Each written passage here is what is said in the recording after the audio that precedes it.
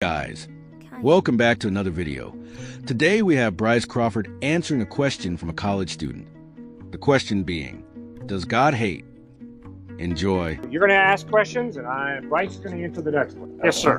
Does God hate? Does God hate, Bryce? I don't think God hates people. I think he hates evil. Okay? So we have to understand, in the garden, God intended to create man to worship him, but he loves us enough to give us free will. So that means that in your inherent mind, you get to choose if you want to go to McDonald's this morning for breakfast or Chick-fil-A for breakfast. And so I think God is loving enough to say, I love my creation to choose me, to choose to worship me, to choose to follow me, but we have the choice to choose evil or not. And evil is in direct contradiction to the character of God. So I think when we acknowledge that, when we come to our senses, if you look at the story of the prodigal son, and he goes, I need my father, it says he came to himself. So when it comes to Jesus, we say, my character, my actions are in total opposition to what God has intended as my original design. God, I repent. Thank you for forgiveness, and I turn away from it. And God hates evil enough to become evil on a cross and take it on to pay the punishment. So because of evil and because of sin, it separates us from God, has to be a payment. But with Jesus' blood, dies on the cross, resurrects, puts the blood on the mercy seat, paying for it. See what I'm saying? So we know that human beings are valuable because they're made in the image of God, and he doesn't hate human beings. But also when I look at value, I think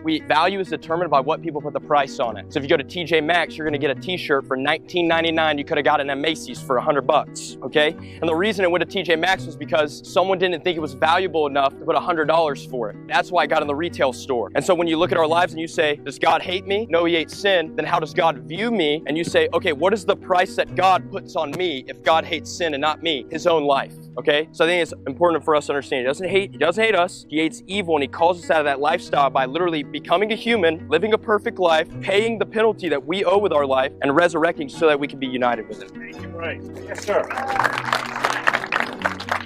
Okay, now wait a second. Please don't clap after any answer. Okay?